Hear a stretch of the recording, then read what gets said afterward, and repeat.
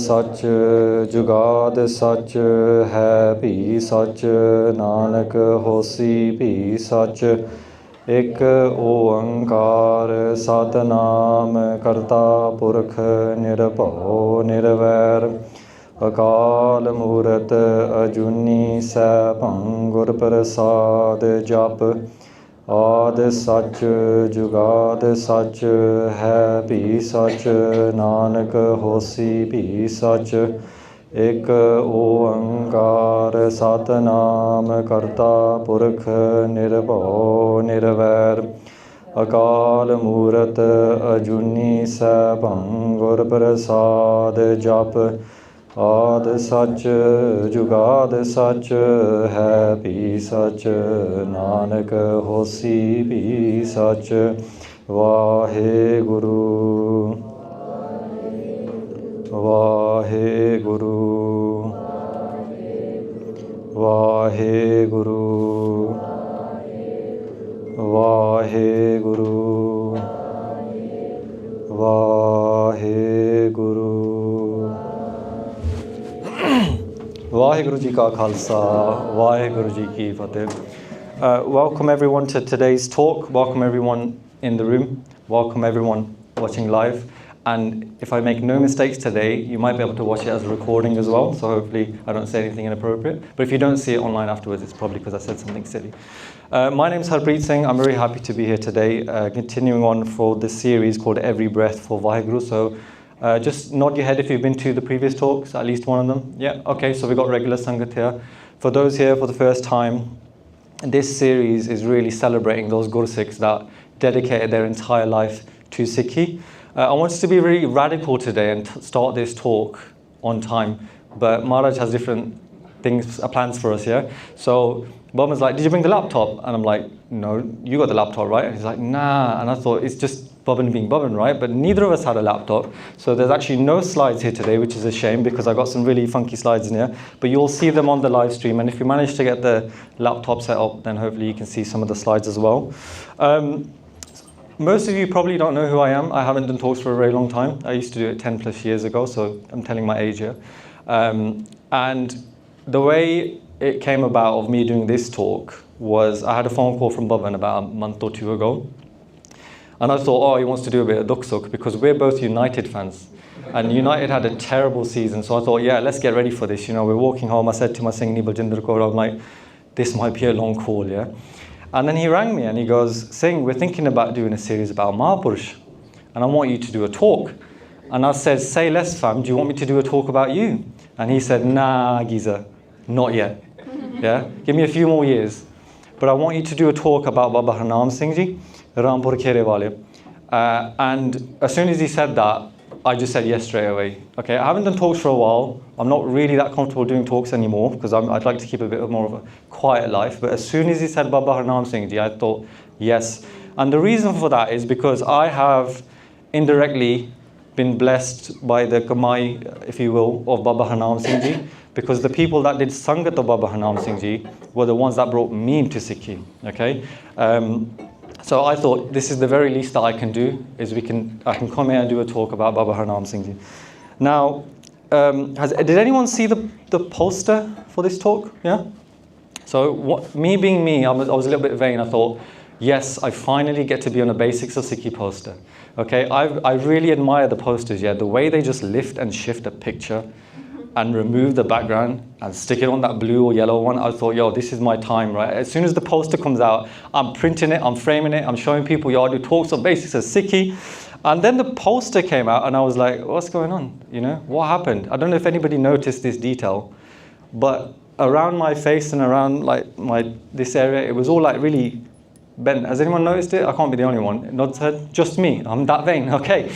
And I was like, in my mind, you'll see it after the talk and you'll know this joke will make more sense. Obviously, if it was here, I'd be pointing at it.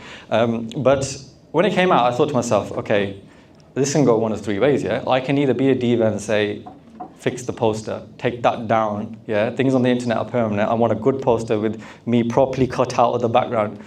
And then I thought I could be even bigger diva and say, I'm not doing the talk now. The poster's not very good, you're being disrespectful. Or I can introspect, yeah? As Guru Sikhs, when you get in like an emotional state like I was. I was like stomping around thinking, well, who made this poster? I thought, let's introspect. What does this poster tell me about me? And the first thing I thought was, firstly, if you noticed, again, if you got an eagle eye, I'm actually at the feet of Baba Harnam Singh Ji. So Baba Harnam Singh Ji is here and I'm here. And I was like, that's a good call, okay? Because that tells me that's where I kind of am in life. Like Mahapurush are here and I'm here and I'm just kind of looking up. Secondly, I'm a little rough around the edges, okay? And so this is kind of the basis of my introduction. If you were to describe me, I would say I'm a little rough around the edges. So today's talk is going to be a little rough around the edges, but I will try my very best to share with you the Jivani of Baba Harnam Singh Ji. Now, some Mahapurush we know very little about, okay? They come, they do their kamai, and then they leave, yeah? Oh, there we go, okay. Now you guys get the joke, yeah? Can you see, like Baba Harnam Singh, that's an old photo, right? And it's perfectly cut, and whereas here I've got this, I don't know how to describe it, crusty thing on my head, yeah? So yeah, feedback's going to be sent to Basics of Sikhi about that. Could you go to the next slide? Do you want me to do the clicker? There is no clicker. Oh, okay, so you want to click. Clicker seva, very parvan seva. So, some Mahapurush, we know very little about. They come and they say gupt, they do their kamai, and then they leave. And the reason for that is because they're kind of here keeping the world afloat. They're keeping Sikhi afloat. And Maharaj sends them for that primary reason. Some Mahapurush come and they do what they need to do, and some people know, and then it's only when they leave that we come to find out how amazing they were and the things that they did. Some Mahapurush come and everything that they do is very well documented and we know an awful lot about them afterwards. So Sant Baba Harnam Singh Ji was one of those where during their Jivan, so this is Sant Baba Harnam Singh Ji, I'm sure you know, during their Jivan, everything they did, everything they experienced, they actually documented themselves. They kept a diary, they shared with the Sangat, they didn't keep things quiet. But their only ask was that if you're going to write a book about me, write it after I've left this world. I don't want the fame or attention that the book might bring, but when I leave, the book might help people with their Sikhi on their journey, in the Sikhi journey. So this is the book. It's called Se Kinehiya. In English, it's called Se Kinehiya.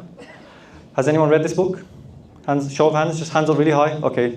Some people, okay, fantastic. Some people have read it, some people haven't. It's available in English.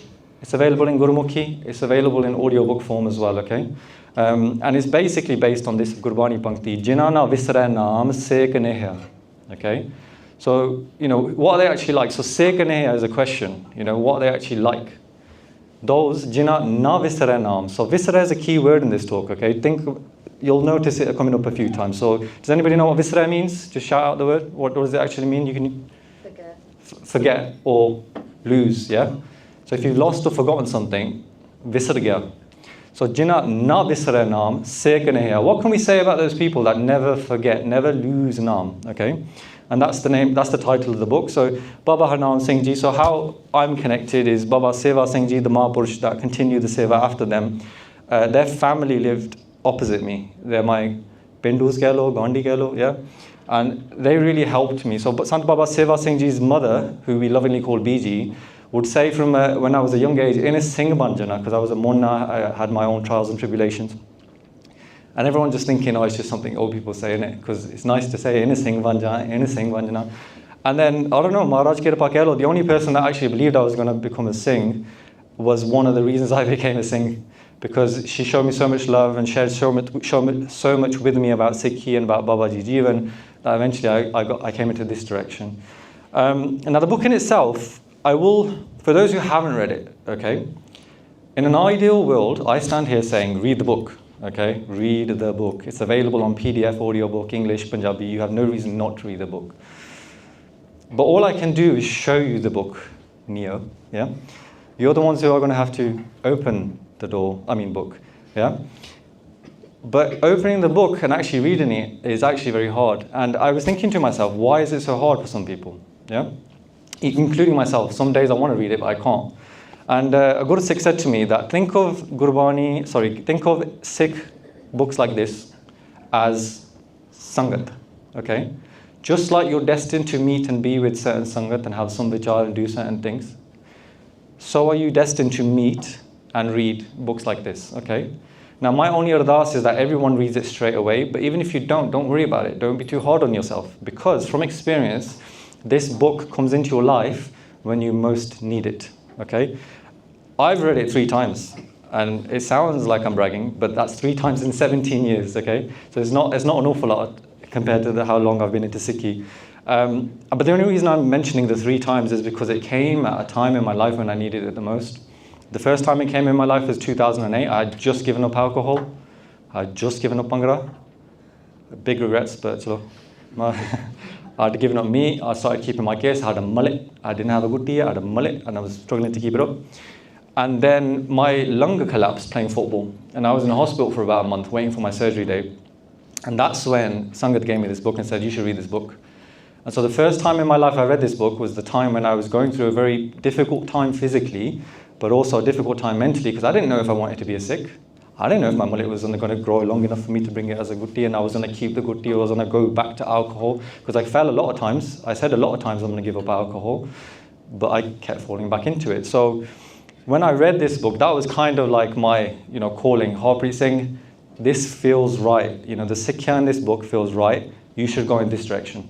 And Maharaj just don't get by ever since, held my hand the whole way through. That was the first time. The second time, some of you may have experienced it when university finishes and your job starts and you're not married yet, and the pressures of life, and you're not sure whether you're here nor there because the good times are behind you and you're not sure if there's going to be good times ahead of you. So that was about 4 or 5 years later after the first time I read the book. And so that was the second time I read it, and it gave me a lot of comfort in the finer things in life and the real reason we're actually here, and not so much about the things I was missing. And then the third time I read the book was actually only 2 years ago. I started a book club on social media, and then we had some Sangat get together virtually. And this was probably the nicest time I read it, because I got to sit and read it slowly. We did a couple of chapters a week, and within about 12 months we finished it. And we got to do vichar on the book itself, so we were more consciously reading it, because it's quite a long book. It's 400 or 500 pages, 100 chapters, so if you take your time with it, you'll absorb more. You can read it quickly if you want, but do try to take your time with certain chapters, because you'll really think about what you read as well. Give it a day or 2 before you move on to the next chapter. Next slide. So when Bhavan Singh said you're doing the talk, I said fine. I had it in my head what I'm going to do. I'm going to talk about Babaji's Jivan. How hard is it, right? That talks about Sant Baba Harnam Singh Ji. I got the whole book. I know what happened, and I could just talk about his Jivan. And so my wife, Baljinder Kaur, the supportive wife that she is, said to me, how are you going to do the talk?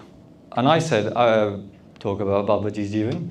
And then she said the 2-letter word that kills me inside, and she said, oh. And I said, what do you mean, oh? And she said, I just thought you were going to be a little bit more creative, And so I didn't sleep that night. I was angry, right? I was garam that day. And I really thought about what she said, because give it long enough, it starts to make sense. In the heat of the moment, if you're offended, nothing makes sense. But give it long enough and it made sense. And I thought, you know what, she's right. Because if I tried to cram 400 pages, 78 years worth of life into an hour and 15 talk, nobody's going to benefit from that. It's going to be I can do it, I can speak quickly, but nobody's going to benefit from that. So I thought instead what I'll do is I'll make a mala from the stories in the book. So each story that really resonated with me and people in the book club, and things that you can actually take away and implement in your life, I'm going to create a little mala that looks a lot like this. So that's meant to be a rosary bead, by the way, not a bullet point. And so this is a mala, right? And these are the things I'm going to talk about. Now, does anything here stand out to anyone here? Just shout it out. Any mala that stands out to anyone here? Any rosary bead? Past life garam, yeah. Okay, any more? What if? What if? Yeah, Marvel fans, what if? Anything else? Practical exam. Yeah. I don't think this has been done before, has it? We're going to have a practical exam today. Don't worry. Listening is studying. You don't have to make notes, but if you do make notes, one benti from me is, whether you make it mentally on your phone, write it, whatever, after the talk, tag basics of Sikhi in it so that they can reshare that, okay? But yeah, there's going to be a practical exam at the end, and you'll see why. Now, you know why you attended here today, right? You know, why did you attend today? You know why. What you don't know is what will you take away, okay? But such is the nature of Babaji's Jivan, everyone takes something away, okay? Next slide. I want to start off with a question, okay? Can anyone in this room summarize the theme of Gurbani? Okay, very simple task. Because, you know, Sikhi is a bit hard to explain to people, yeah? It's quite long, like 10 gurus, not one. There's 5 kakars, but we don't talk about one of them with certain people. You know, can anyone explain, like, Gurbani at least? Like, just a theme of it, a few words, a sentence or so? Anyone? Just shout it out, don't be shy. Connecting with Vaheguru, yeah? Connecting with Vaheguru, yeah? Anyone else? The theme of Gurbani? Love, yeah? Definitely, Hanji? Naam, yeah? Truth. Yeah, any more? Okay. The reason I wanted to start with this question, because we need to lay down the foundations of why we're talking about Mahapurush in the first place, okay? So, go to the next slide. A Guru Sikh once told me that you can separate Gurbani generally in 4 parts, okay? So the first is truth, God, Vaheguru, Naam, true, yeah? Ek Onkar Satanam, truth. The second is how to find the truth. Some of you might be familiar with the Pankti Kiv Satyara Hoiya, yeah? Those who do find the truth, like we're discussing today, Jinana Visra Naam Se Kinehiya, and then those who do not find the truth, Gun Govind Gayo Nahi, Janama Kartikin, right? There's plenty of Pankti as well saying, well, this is what happens if you don't find the truth, okay? Now, this is the framework we're going to base our talk today. Obviously, we're going to focus on those who do find the truth, because Sikhi is a practical dharma, where once you find the truth, you don't have to wait until you die, yeah? Anything that is offered here and now. You can meet God now, you can experience the bliss of God now. You don't have to wait until you die. So there's no fake promises.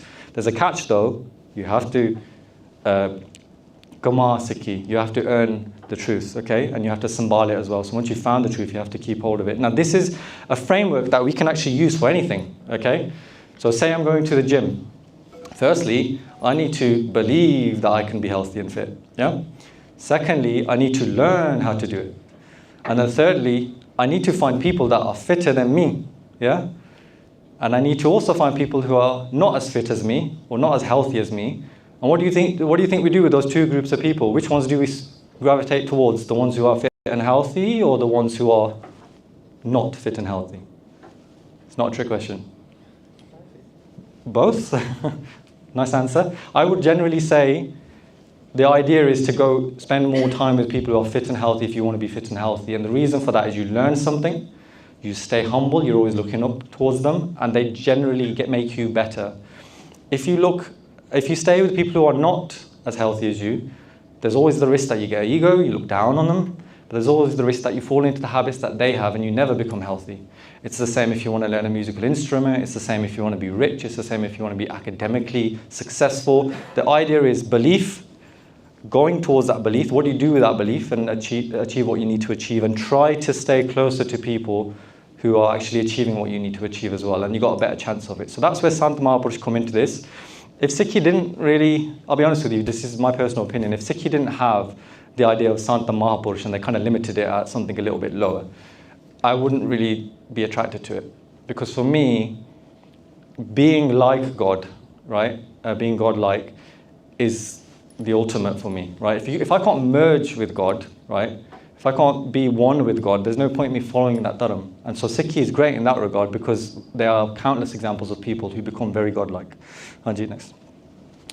So we'll start off now then. So I'll give a very brief overview of Baba Harnam Singh's Jeevan so that you kind of have a general gist of where they were and what they kind of did.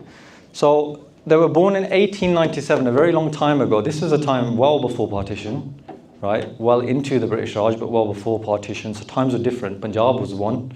And they were born in Tugga in Hoshiarpur. So anyone from Doaba? Any Doabis? Yeah, big up the Doabi massive. So they were from there, and the only reason I'm really shouting about Doaba is because of what comes next and the distance, so you can get an idea of how far they travelled. So they were born there, they were born into a Sikhi household, they had a few brothers, had a few sisters, the parents were into Sikhi as well. And they learnt Santya from Bhai Harpreet Singh, and that's important too, because by learning Santya, you learn obviously correct pronunciation, but you also learn more about Gurbani. Generally, when you learn Santya, you have a bigger pull to understand what you're actually reading as well. When you learn the Bisrams, you learn the Ardas at the same time. Now, what makes them different from me is they had a deep yearning to meet God as a child. If you met me as a child, I had a deep yearning to eat more chocolate than I could actually stomach. I had a deep yearning to find every Pokemon on Pokemon Yellow on the Game Boy. I had a deep yearning to watch Dexter's Laboratory and Simpsons and every cartoon that was on television and until my eyes started hurting. There was no deep yearning to meet God at that age. But what you'll find is a continuity between Mahapurushas, that they all had a deep yearning to meet God from a very young age. They had huge respect for Gurbani, as we're going to obviously find out. They had a lot of Gurbani Kant as well. A lot of it memorized, so when they were walking to places, they were constantly reciting Gurbani. They lived a very simple life, very respectful to others. When I was speaking to people who did Sangat of Baba Harnam Singh, I said, "Can you tell me about their Jivani?" And they were like, "Hamesha ji keh ke bulana, ji keh ke, Hanji Baba ji, Hanji Bhai, Pa ji, Ban ji." If it was a child, it'll be like, "Hi Harpreet Singh ji," always very sweet in the way in which they spoke. That was the demeanor. And then I said, "Okay, well, what about when they were angry at someone?" And they go, "We've never seen them angry at anyone." I go, "But surely if somebody came and asked a silly question about Sikhi, or somebody came that was deliberately trying to waste their time, surely they used the word donut at least one point. They must have called somebody a donut at some point in their life." And they were like, "No, their speech was sweet constantly, no matter who came and what they were talking about. And they had ways in which they would interact. If they knew people were going to waste their time, i.e. if they were sitting in meditation, and somebody came and started talking about politics or flana ne e kita, ene o kita, etc., etc., they would just start a Sukhmani Sahib da Path, right? Which is like, a tribute to the character themselves. They just start a Sukhmani Sahib da Path, and then eventually the person will go away. If somebody had a very deep yearning question, they'd give them time. If they had religious related questions, dharmic questions, they would give them all the time in the world, even at the expense of their own meditative practice. But generally, if people were going off astray and they realized that, they would just start Sukhmani Sahib da Path. No room for gossip or idle talk, and that's the key thing, okay? I'm always reflecting on myself when I read about this, that how much of my day is spent talking about things that are actually going to get me somewhere in my Sikhi.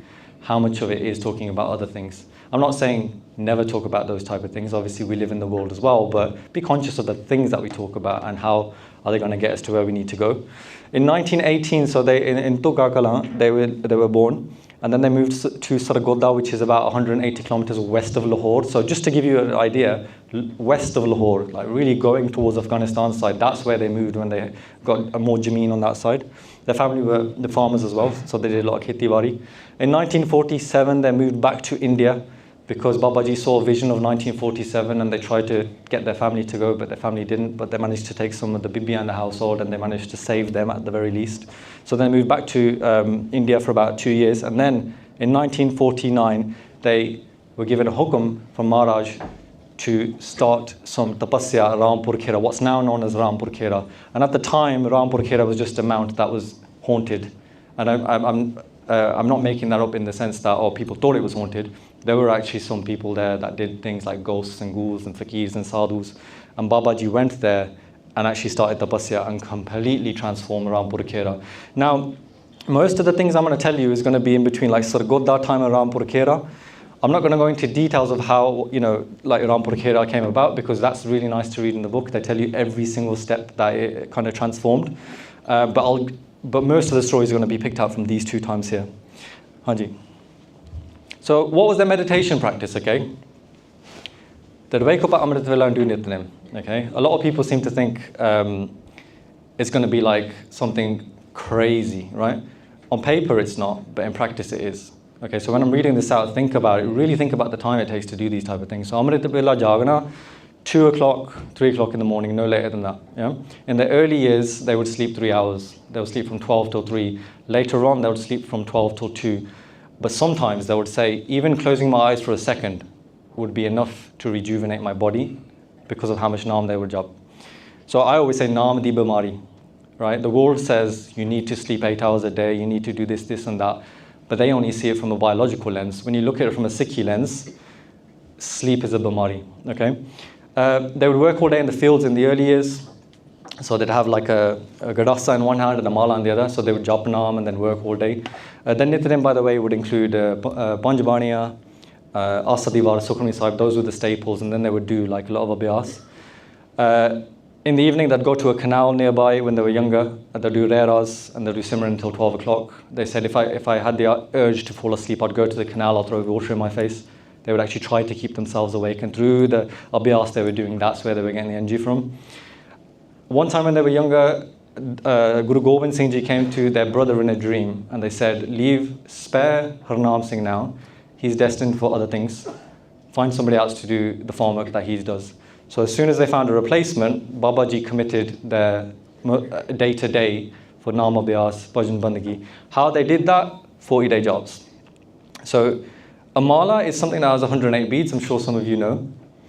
And the tradition is to do 32 malas a day for 40 days, okay?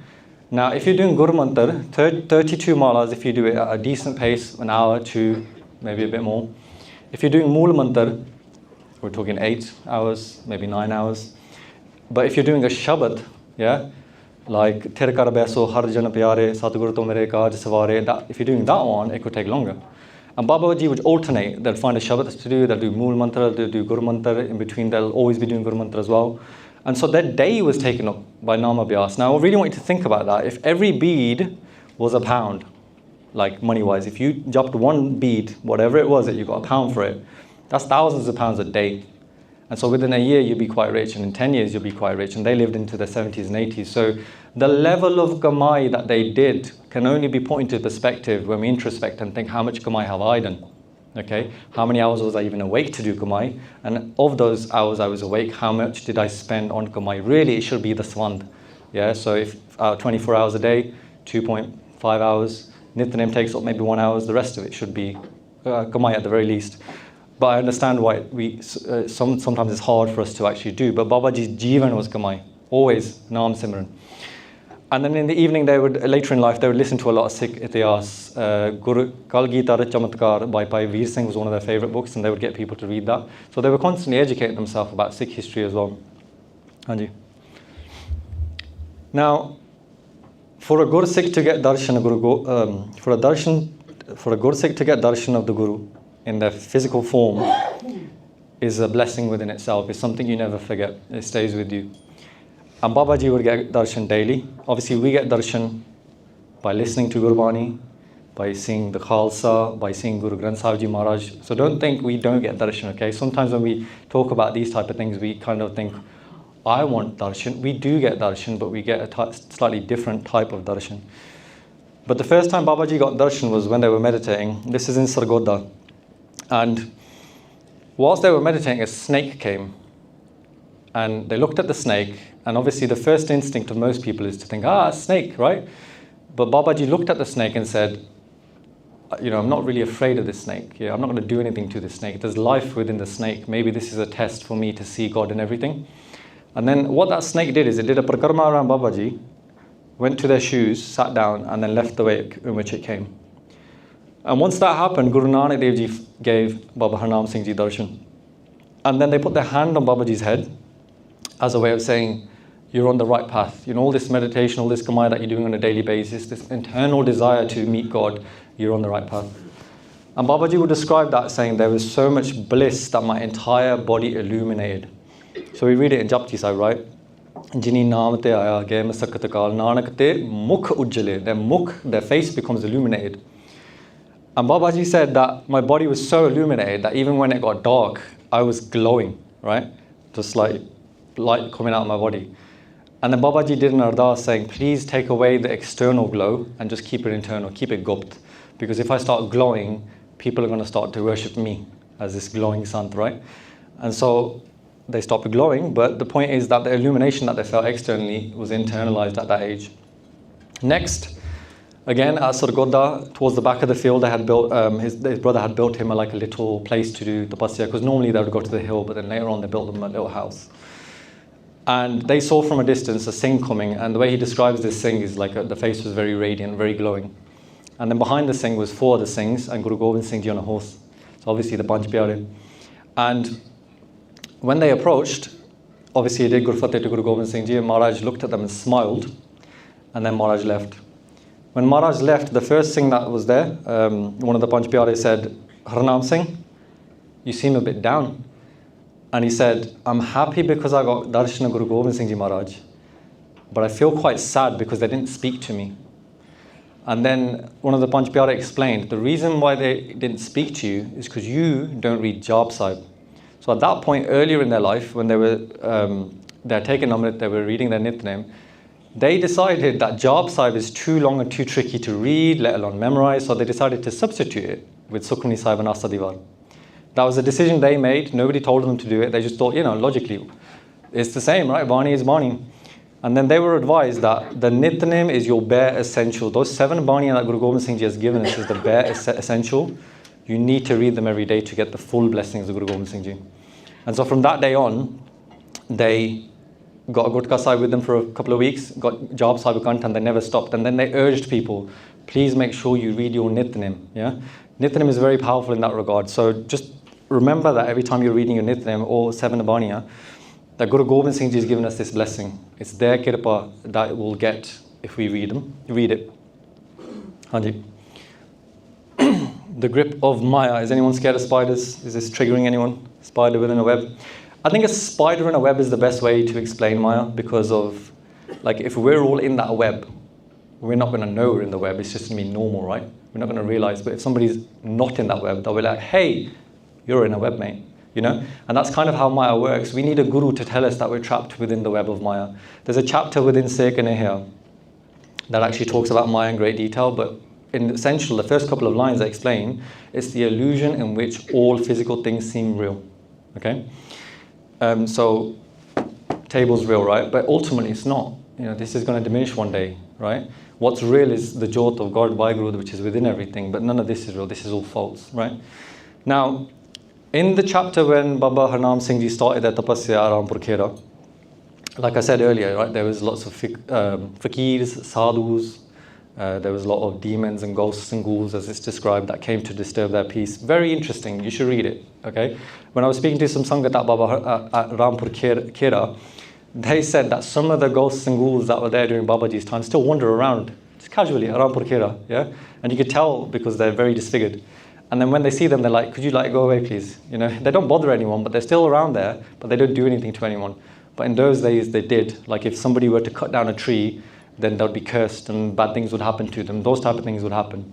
Now, on the second night of doing Tapasya Rampur Khera, this is the chapter that really pokes me in the consciousness, right? On the second night when they were doing a meditation at Rampur Khera, they heard a voice. And the voice said, Harnam Singh, look out, Maya is coming. Okay? And so Baba Harnam Singh Ji thought to themselves, well, what's Maya got to do with me? I'm just doing my tapasya. What's it going to do with me? Yeah? Thought nothing of it. And then came an old lady with torn clothes and sat right by him. And then the voice came again and it said, this is Maya. And then Babaji closed their eyes, started doing Mool Mantra again. And then the more Mool Mantra that they did, that the woman changed from an old woman to a beautiful woman. And then Babaji realized this is Maya in its true form trying to entice me. And at that point, they put their hands together and they prayed to Maharaj. They said, please save me from Maya. I'm just your sevak, I'm your servant, right? Maya is trying to entice me. I just want to do your bhakti. Can you save me? And at that moment in time, Guru Amardas Ji Maharaj came, put their hand on Baba Harnam Singh Ji's head, and Maya went back down into the ground in which she came. Now, when I hear this story, it's a short chapter but powerful, right? Maya actually tried to entice Baba Harnam Singh Ji in their true form only on the second day of Tapasya, yeah? But Guru Amardas Ji Maharaj saved them. And I thought to myself, actually, before I go on to that point, does anybody have any money? I know this is random, but does anybody have any money, actual money?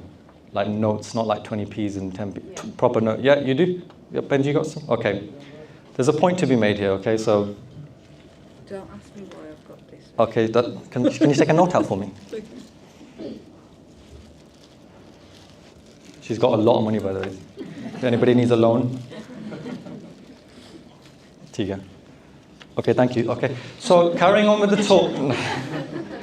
I'm joking, you will get this back, I promise, okay. So, I've got two things in my hand here. Piece of scrap paper that Bali usually uses to write me notes. And a £10 note, okay? Which one do you want? If I was to offer it you, yeah? Just be honest. This isn't a trick question. Which one would you gravitate towards, a piece of paper or the tenner? So hands up for the tenner? Pretty much everyone, okay? Why? As a value. It has a value, yeah? What gives it a value? What can you do with it? You can buy things, yeah? Everyone agree? Not a trick question. Okay, I'll give this £10 back. Benji's looking a bit nervous. Here you go. There you go. So when we look at Maya in the form of money, the easiest example, money has made people go crazy. It's made siblings hate each other. It's made people go to war, etc. When we look at money, it has value. So I had a tenner in my hand. What can I get for a tenner these days? Maybe a pizza, yeah? Some clothing, yeah? Something nice. That tenner only has value if I desire the thing that people want to buy with the tenner. If I have no desire for pizza, if I have no desire for clothing or anything, then how does that tenner got any more value than this piece of paper? Yeah?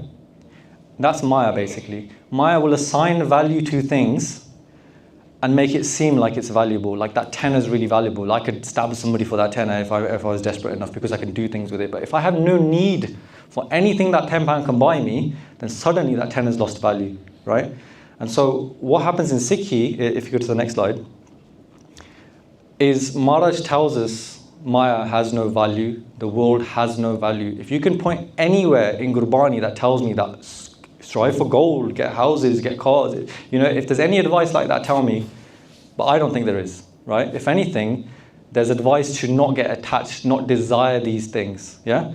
And in my mind, I was thinking, it would be nice if I had a voice every time I got attracted to something of the material world, saying, Harpreet, this is Maya, don't bother. And then I thought to myself, I do hear a voice, and it comes every morning in Anand Sahib, where Maharaj says, Ehe Maya jit har visre. Notice the word visre? Yeah? Moh upja pao duja laya. Yeah? Keh nanak gur prasadi, jina leva lagi, tini viche Maya paya. So Maharaj is the voice in the form of Nitnem that is telling you constantly, don't bother with Maya. Yeah? Work on detachment, work on minimalism, focus on Naam, because if you focus on Maya, Ehe Maya jit har visre, then you're never going to find God, right? Just going to be out of reach. So from that story as well, I guess Maya doesn't need to become in their complete, most enticing form for me. Like the other day I was walking and I thought I saw a pog on the floor. I nearly lost my mind because I haven't seen them since the 90s. But it wasn't. It was just a sweet rapper. But the point, how quickly we get distracted and enticed by certain things. You see a car go by, you think, I really want that car. Try it, especially when you're doing like a simran practice as well. Keep your eyes open and see if you can still do simran. Everything's going to distract you. That's why we close the eyes to do simran. And only then your mind will start distracting you, but that's easier to tame because you have more control compared to the things externally. Hanji, if you go to the next slide. Who knows what that drink is? Ganne da ras, yeah? So a proper Punjabi would want to drink this all the time, okay? Mithe garne, as the song goes. Now, Babaji also enjoyed ganne da ras, right? They weren't like, if he gave them sugarcane drink, they wouldn't be like, take that away from me, I hate it. They liked it, okay? They're Punjabi, of course they liked it. They were a farmer. And one day, they were off to see a friend who was unwell. And they were passing a sugarcane field of somebody they knew, Sardar Uttam Singh. I think they were relatives. And he thought to himself, when I go past this field, I'm going to take some sugarcane and I'm going to chew on that sugarcane and have a good time while I'm walking to see my friend. But the thing with Babaji was when they had a thought like that, they had an opposing thought. There was always two conversations being had in their mind. And then the other mind said, why are you thinking about stealing sugarcane? You know, there's no point. It's a bad thing. You know it's a bad thing. Why are you thinking about it? And then the other side of his mind said, "Main bhi jatte hain." I had to squeeze that in this talk. Sorry, I promise that's the only time. But they were like, they did actually say that. They go, "I'm a Jatt as well, right? People steal from our farm all the time. So what if I steal from theirs? It's only going to be one or two. Look how big the field is, yeah, of sugar canes. They're not going to miss one or two." And then the other voice came in and said, "Yeah, but what do you do to those people once you find them who are stealing, right? Because you know it's wrong. You punish them. Do you want that to happen to you?" And by this point, they're walking, and they walked about halfway past the field because they were constantly thinking within their mind, "Do I take it? Do I not? Do I take it?" I think in the grand scheme of things, I would have taken it. personally. One sugarcane of a field, we're talking acres and acres of sugarcane. What difference does it make? And whilst they were still sort of deliberating within their mind, should I steal the sugarcane or not? Sardar Uttam Singh jumped out from the middle of the field and he had broken sugarcanes in his hand. And he says, "Oh, Babaji, I'm really glad to see you. Look at this, look at this." And Babaji's like, "What happened?" And he goes, "There's a thief that comes to my field every single day and they take the sugarcanes and the nerve of them, they leave the shells of the sugarcane here as like, ha ha ha, nicked your sugarcane, what are you going to do about it?" And so he goes, "I'm waiting here, I've been waiting here in the heat of the day to catch this thief. And when I catch this thief here, I'm going to take him to the village and I'm going to do his badnami." And at this point, Babaji's like quiet-lipped, right? They didn't want to say anything because in their mind, they were thinking about taking the sugarcane. And then he said to Babaji, "Babaji, my day has been blessed now. I've been sweating here, being angry all day. Now I can cool down. Let's sit in the shade. I'll make you some sugarcane juice. We'll drink it. And I can ask you some questions about God." Baba Harnam Singh felt really guilty that they even had the thought in their mind. They didn't do anything, but they had the thought in their mind. And they were like, "No, I got to go. But he was persistent. He's like, "No, come sit and have the sugarcane drink with me," right? And after that, Babaji thought, they did Ardas to Maharaj. They go, "Maharaj, you saved me, right? Meri laaj rakhi, right? Because if I had have been caught with the sugarcane, the whole village would have known. They would have been like, Harnam Singh dresses like a Gursikh, but he steals sugarcane." Yeah? And so in his mind, and I guess it's one for us to think as Gursikhs as well, once you really call yourself a Sikh, your actions are no longer representative of yourself, but the Panth as well. You're representing the Guru here. Yeah? And so when you do bad, it reflects bad on the Panth as well. So Babaji's like, "I'm never going to let my mind lead me astray again." And one of the vajahs that they would always do is that in your mind, there's always two conversations that are being had. One is telling you to do good, one is telling you to do bad.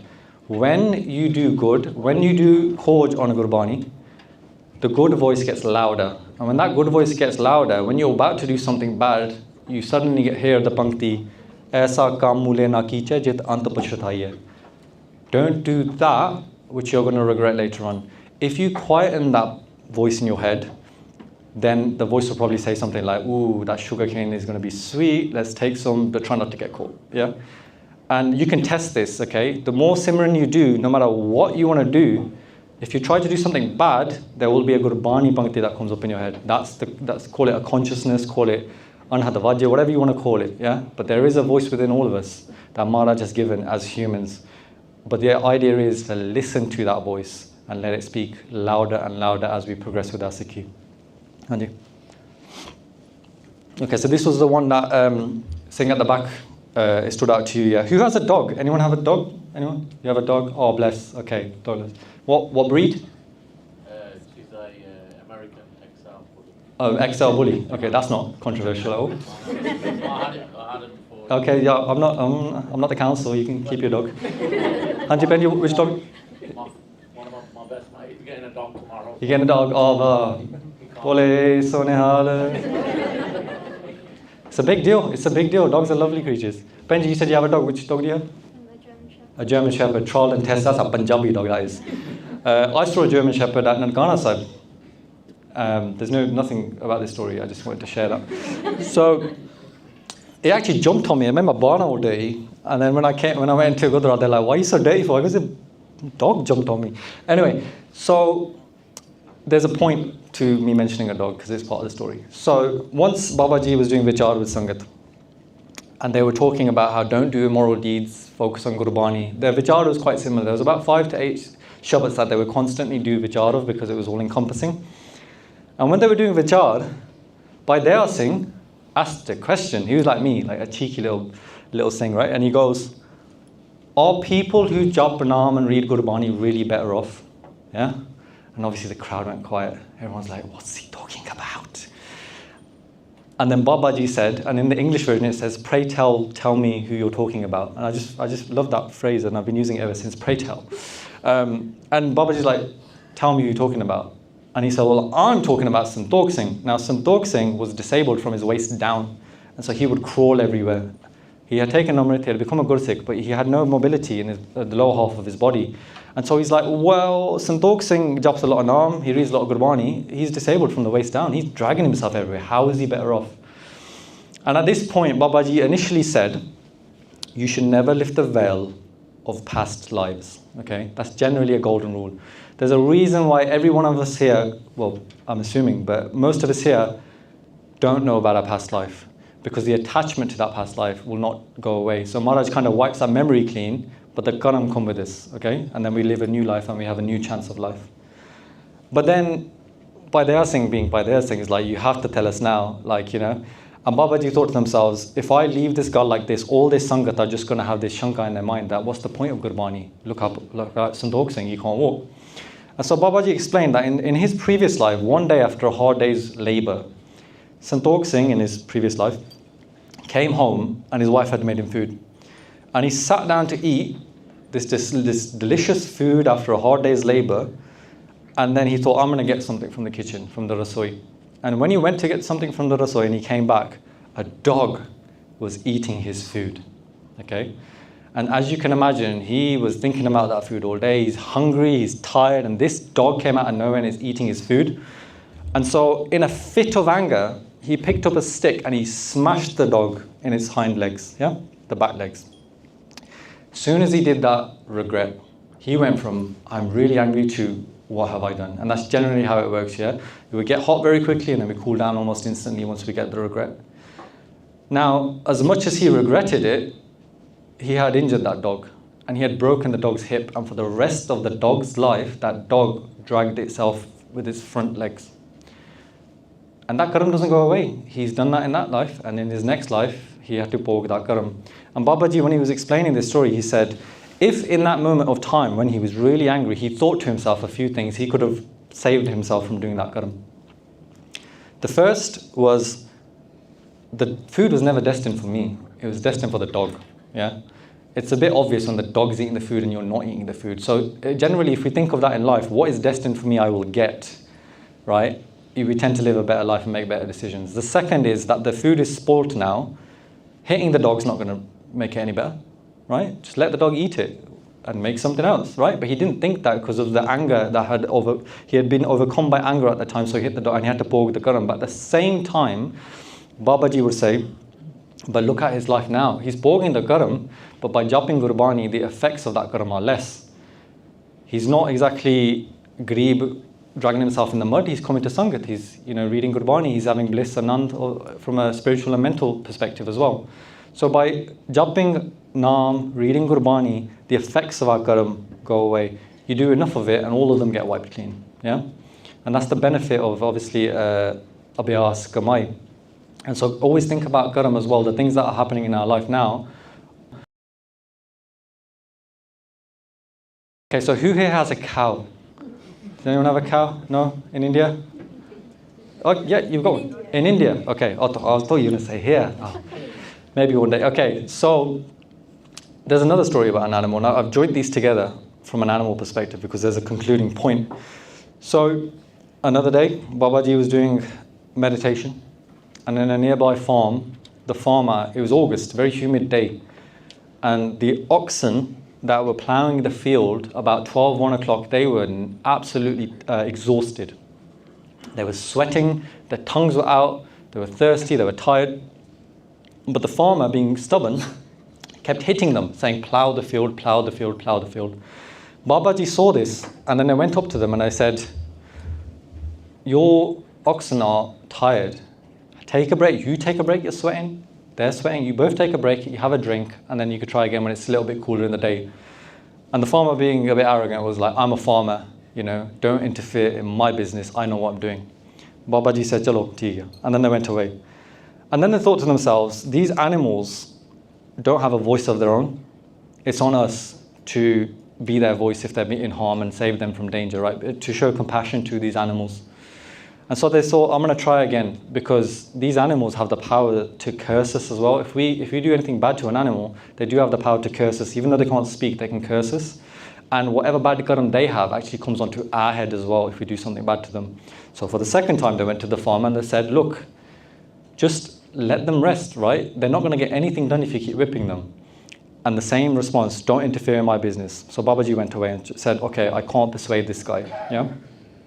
It shows you the temperament of Babaji. They didn't get into an altercation. They just said, I'm going to give you 2 chances to better yourself. And then that's it. So sure enough, those oxen fell ill. They were absolutely exhausted and they couldn't work for weeks, right? They were that ill. And then later that year, that field, which yielded like hundreds of kilos worth of crops, barely did a few grains a week, right? And the farmer was like, what's going on? The farmer's dad said, what happened? And first he didn't like tell the story about the oxen, but then eventually he felt so much guilt, he told his dad. And his dad was a God-fearing person. And then they went to Babaji and they said, you know, please forgive us. You know, we've done something really bad here. And Babaji explained, saying, your son's beating of the oxen was disturbing my meditation. Yeah. So this is somebody who's been meditating for 10, 20, 30 years with all the distractions in the world, but by an animal getting beaten, it was affecting their kamai.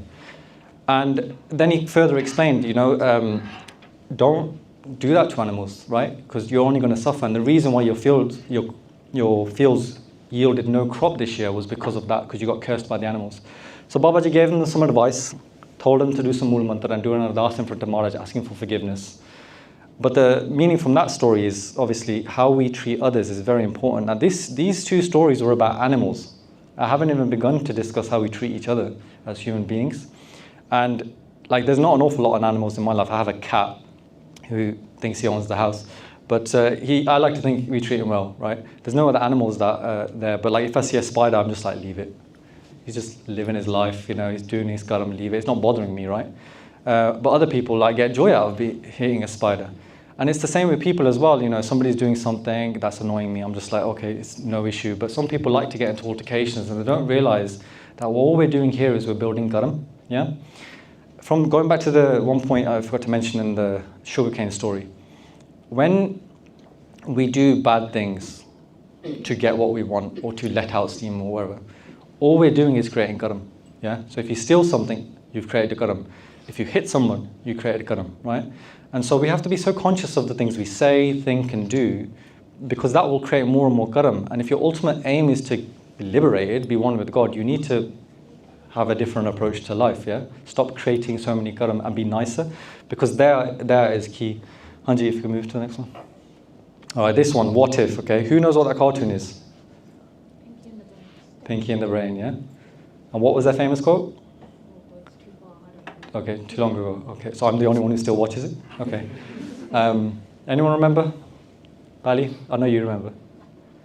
What are we doing tonight? Yeah. So he says, there's the brain and there's Pinky. Pinky is the not so smart one and the brain is the brain. And he goes, what are we doing today, Pinky? Sorry, Pinky says the other way. He goes, what are we doing today? And then the brain says, try to take over the world. And so this is a what if question that I'm pretty sure most of you have thought at least once in your life, okay? One time, Balwant Singh, who was from Babaji's village, said that the village has gone downhill, yeah? People are moving away from Sikhi. There's a fake Baba that's come in, and he's luring everyone and telling them that you need a physical guru. You don't need Guru Granth Sahib Ji anymore. And the way in which he's doing it is he's using Gurbani, yeah? You'll notice some people still do this today. They'll use Gurbani, they'll use the teaching of Gurbani, but they'll lure you to them. Right? Talk about plagiarism. They can't even make their own, right? But they use Gurbani and said, no, Chalo, you're still a Sikh, you're reading Gurbani, but I'm your guru now, right? Yeah. And Babaji basically said, you just need to do Ardas for them, right? That's all we can do. But once that conversation had finished, Babaji, felt like there's so many of these fakes around Punjab now. And all they're doing is they're swaying people into the wrong path. And Babaji got quite irritated by this, and they just said to themselves, we need to stop this. These masoom people are being led astray when they can actually live a more fulfilling life and follow Sikhi. And so they thought to themselves, I'm going to ask Maharaj for a bit more power. So at this point, it's worth noting they had strength, spiritual strength, which is evident in the book, right? When they went against Maya, when they went against the demons, etc. But at this point, they said, we need divine power from the Guru themselves. And so they did Benti to Maharaj. They did Benti for 3 days, I believe. I forgot to write it down. But they did Benti 3 days. Maharaj, please give me the strength. Please give me the strength to save these people. Please give me the strength. And on the third day, while they were doing meditation, Maharaj gave them Darshan and they said, Harnam Singh, I'm going to give you all my power. Do with it what you want. Okay? I know some people have thought about this, if not Guru's power, then maybe like Superman or Batman. Actually, no, he doesn't have any power. But you know what I mean? Like superheroes, you want like certain powers, like the Hulk. If I could be like the Hulk, I could do things, right? Everyone's thought about having certain power in their life to do something. And I know some people, because this is a conversation I have with so many people, if we had the power of God, how would we change the world, right? So a lot of people might say some very righteous things like, I'll end hunger, I'll end discrimination, I'll make the planet a better place, I'll make people care for one another. Other people will say some silly things like, I'll make sure United win the quadruple for the next 2,000, 3,000 years.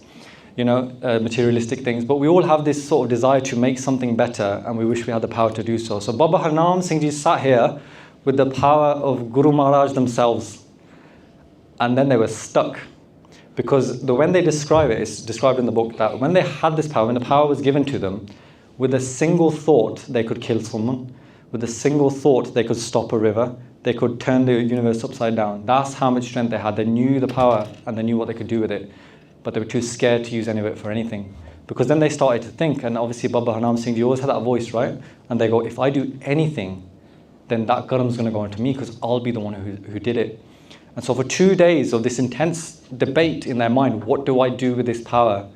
They eventually fell at the feet of Guruji and said, please take the power back. I'm just your humble servant. I can't do anything. But what I will do is I will accept Hukam a lot more, because you have the power to change everything we think is wrong with the world. But Parameshwar Di Mauj, they don't, because everything's playing out in Hukam. And so it's such an important Sikhya, and it's so hard. Kehna bada saukha, karna bada aukha, yeah? It's just say Maharaj's Hukam, yeah? And then a loved one passes away, or something bad happened to you, or you didn't get the job you wanted. Then it's really hard to fall onto that, because saying it and living it practically are two different things. But Babaji, after this, they would always say, Maharaj's Hukam, right? Hanji. Spiritual nutrition. Okay, so who watches Man vs. Food? Yeah? Big deal. For those of you who don't own a television, he goes around to restaurants and he eats a lot of foods, like big challenges. He got very ill doing it, Bajara, but it was very entertaining to watch.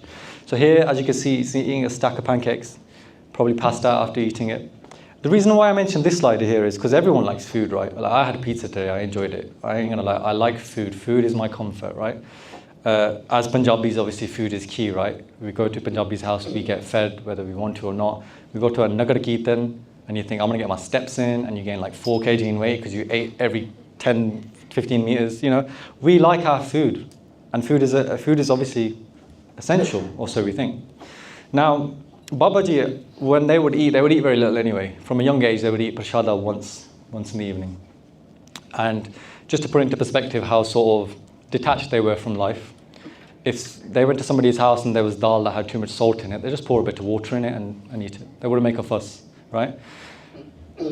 One time, Babaji was reading Sukhmani Sahib and this pankti came up. So, Pukhe ko devat adar, right? He gives food to the hungry, right? Mirta ko jivalanhar, pukhe ko devat adar. So the first one, Mirta ko jivalanhar, we know that anyway. Guru Gobind Singh Ji brought the Panch Pyare to life, Baba Deep Singh Ji came back to life. It's not a big deal. There's a lot of things in Sikh history that convince us of this, that Maharaj can bring somebody alive, jivalanhar. But this one, pukhe ko devat adar, yeah? Babaji thought to themselves, is this literal? Like, does Maharaj give food to the hungry? And so they decided that they're going to actually experiment. Because this was the nature of Babaji. When they had a thought, they thought, let's try it out, right? And so they went to the nearby village and they said to one of the Sangats there, they said, I'm going to do a job now for 40 days, but I'm not going to eat any food. I'm not going to drink any water. And obviously that shocked them. They go, we know you don't eat a lot anyway, but for 40 days, no food and water? Because it was the hot summer, it was like August time. And he goes, yeah, I'm not going to do it. I'm going to do a job, do Ardas to Maharaj. I'm going to see if this pankti is true. And he gave him strict instructions, because at that point, Rampur Khera hadn't been built. They had a hut. There was like a little mound and a hut with a wooden door in it, where they would do tapasya and where they would sleep. And they said, after 4 or 5 days, come check up on me. If I'm dead, just cremate my body. Yeah? But if I'm still alive, then just leave me be. And so, sure enough, after 4 or 5 days, they came and they saw Babaji alive and well doing simran. And the way Babaji describes these 40 days, they go, it was one of the most blissful moments in their entire life, because all they did, the routine was still the same. Wake up, Ishnan karke, Nitnem, simran. Asadivar, and then their jop, mala jop throughout the day. But they were not eating or drinking a single thing. And then by the end of the 40-day job, they fell out Guru Granth Sahib Ji's feet and they said, this pankti is true. Yeah? The food that we eat, again, it's Maya, right? We think that that's giving us food, that's giving us energy. Again, you look everything online, you need this many calories, you need this many carbs, you need electrolytes, etc. But when you get to a certain spiritual level, you realize actually all the sustenance your body actually needs comes from Naam, comes from Simran. And anyone that's ever done a lot of Gamai or done a lot of Seva as well, because Seva is the physical form of Simran, will note you can go a whole day without eating or drinking anything and still be absolutely fine. And the greatest thing about this 40-day job was Babaji didn't lose a single pound in weight. 40 days, no food or water. And it's in the book at the start, Premi actually asked Babaji, like, you know, like a child asks a parent, they go, so you didn't eat anything for 40 days? And they're like, "Nahi ji."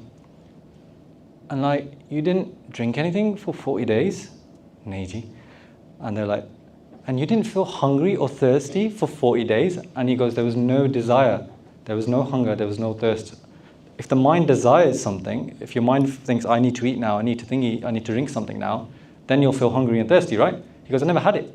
I was so engrossed in Naam Simran for 40 days, I didn't eat a single thing.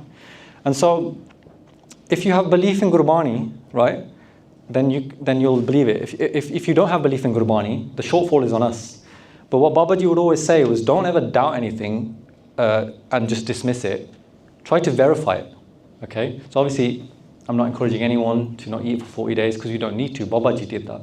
But I can guarantee you, if you have a doubt about Gurbani, do a jap about it and the answer will come to you in one way or another, because everything Maharaj says is true. Now that was one miracle that happened at Rampur Khera. I would like to share another one that's not in the book, that is more personal to us. So me and my Singh Baljendra Kaur, who's saying that wave to everyone.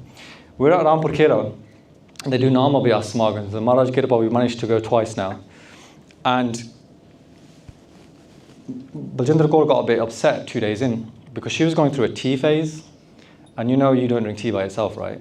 You need something with it, some mitha or some biscuits. And Bali was there with like a chunni, like a Zuriya, and she's crying, and she's like, Maharaj, all I want is some biscuits at a Naam Abhyas Samagam, right? And so obviously, a supportive husband, I'm like, just do Ardas in front of Maharaj, you'll get biscuits. And on that day, it was several days into it actually, and on that day, a Premi of Rampur Khera decided to bring biscuits to the langar hall. And so Bali is there in the Dawan with like a cup of tea and the biscuits, and she's like, Dan Guru Nanak, Dan Guru Nanak, right? And so that's another example, a lived example, right? Not that I didn't believe the story, but we've actually seen it firsthand. I know we laugh about it, but these little things is where Maharaj is speaking to us. These little things, right? And I'm sure many of you have little examples like this. You wanted something, little minor, right? And Maharaj kind of gave it to you. Especially when it comes to food as well, like it's just amazing how it happens. Hanji, if you go to the next slide. Okay, Shaheed Singhs, how are we doing for time? Okay, good.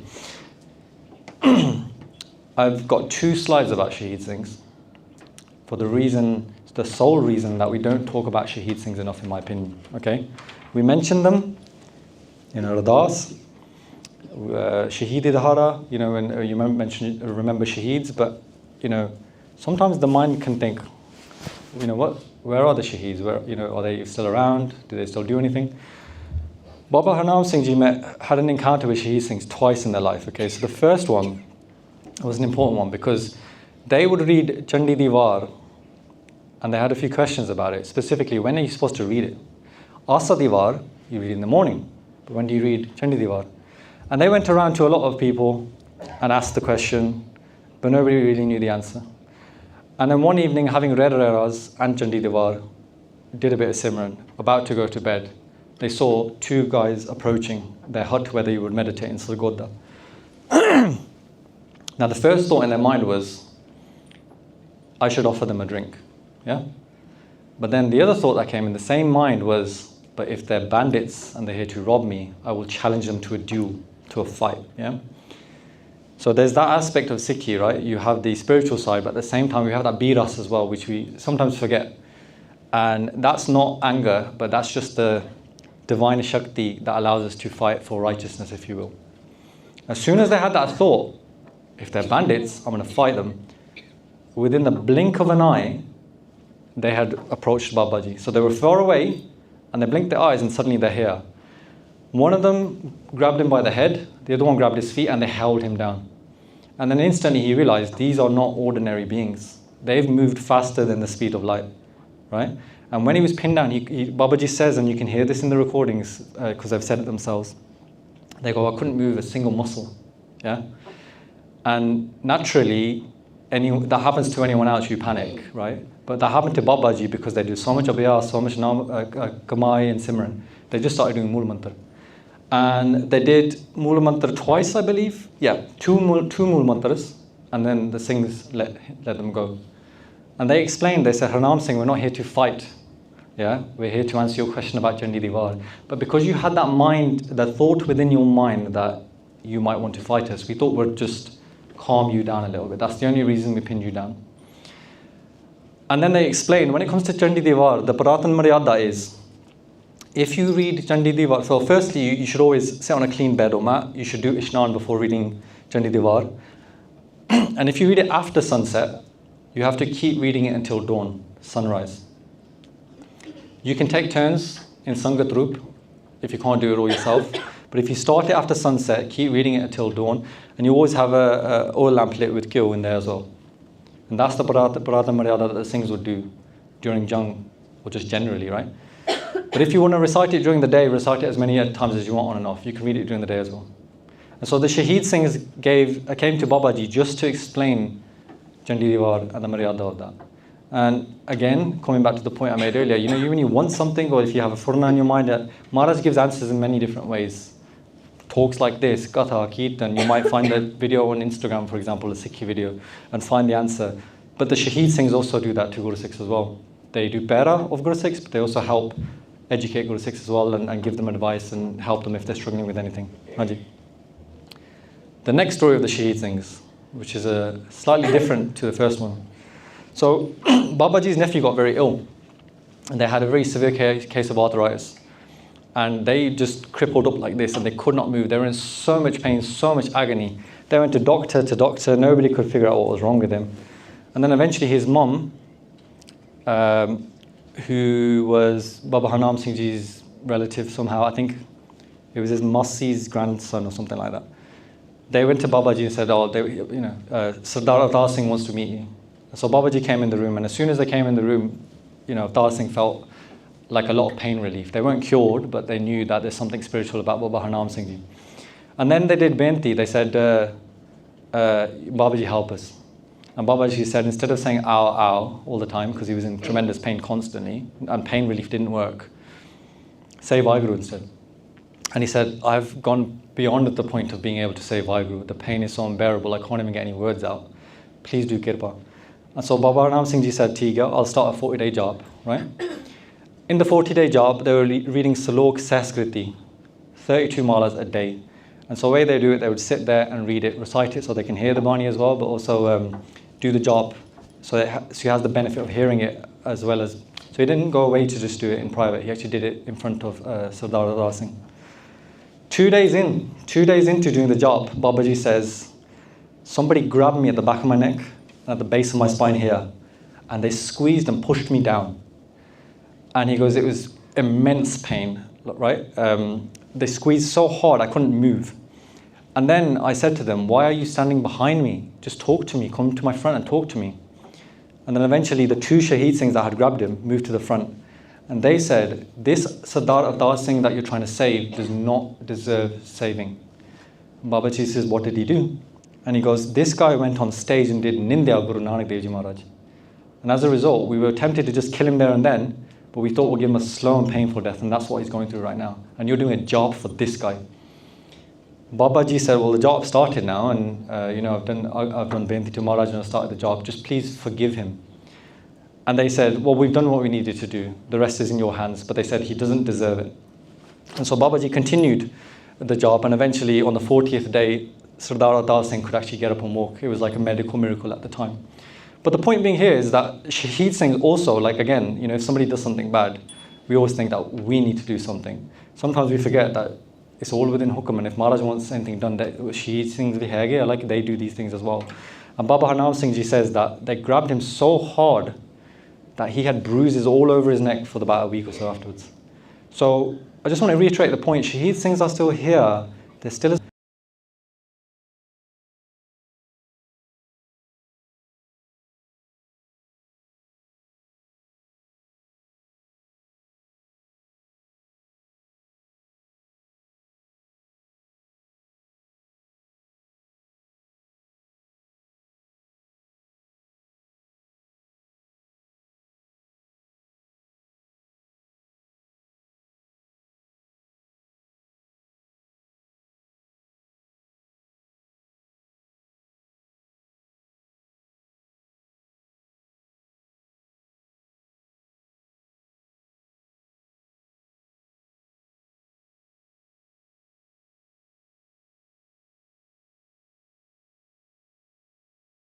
alcohol constantly, and you're just throwing up, vomiting constantly, but still drinking alcohol. And so this is one of many stories where Babaji changed somebody's life, okay? There was a story of Sardar Amrit Singh, who was a nice guy, but he got into really bad sangat, and he got addicted to opium. And I think in the book it says he was having like 12 grams of opium. Just to put it into perspective, a couple of grams can get you high as a kite. He was having 12 grams a day. His health was getting bad, his finances were getting bad, his wife was getting distressed, they were living together. And eventually, if you spend all your money on drugs, you don't have any money for anything else. So garibi hogi si ghar vich. And at that point, he thought, well, the only thing I can do is some illicit work to make some money. So he started to distill alcohol within his house. But he wasn't very discreet about it, because obviously he would get high as a kite and then they'd get caught with the alcohol. So the police knew he was doing it. And so almost every day they were raiding his house, and they were like beating him up constantly, throwing him in and out of jail. But they were harassing his wife as well, and he couldn't bear it. It got to the point where he was distilling it and he had to sleep in the field in case the cops came, because then they can make a quick exit and not get caught. And he would describe himself as the lowest of the low. His mind had gone, spiritually everything had gone, his body had gone. And then eventually he heard of Baba Harnam Singh Ji, and he thought, well, maybe this Sant, this Mahapurush can actually help me. And so when he went to Baba Harnam Singh Ji said two things which stand out. Okay, first is, you need self-compassion. Yeah? You need to have love for yourself, which I thought was very interesting to say. You're talking about this addict, right? The opposite of love is addiction. Yeah? The opposite of love is actually addiction. So an addict is devoid of love. And yet Babaji is telling this addict to love themselves. And secondly, he said, take Amrit. And that in itself, if you think about it, these days we shy away from saying that. We say, do some simran, go to the Gurdwara, do some seva. But Babaji went straight to the point and said, take Amrit. And so he went home and he said to his wife, Babaji said I should take Amrit, could you show me some kashere? And his wife was like, you crackhead, you're not going to take Amrit. I ain't showing no kashere. And he's like, I'm telling you, I'm going to change now. And so she did it. She showed him some kashere. He went to the next Amrit Sinjar, and Maharaj Ji Kirpa, that addiction just went away. And there's countless stories like this in Se Kinehiya, of where almost like an instant, these things kind of disappear. Now his life improved. They started doing seva at the Gurukar. Babaji eventually said, you need to earn your own living as well. So then they bought a house and they started to set up a business, etc. And his life changed. And it's hard to put into words how powerful this is. But next time you see like just a homeless person or somebody who's addicted to drugs on the street, just think like in an instant they can be saved. If they take Amrit tomorrow and they become a Guru Sikh at the Gurukar, how like amazing would that be to witness? Yeah? It happens in the UK as well actually.